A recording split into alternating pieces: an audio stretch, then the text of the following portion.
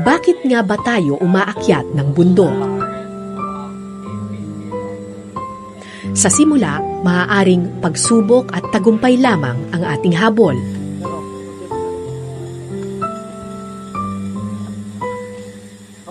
Pero oras na marating mo ang tuktok, maiisip mo, hindi sa iyo umiikot ang mundo.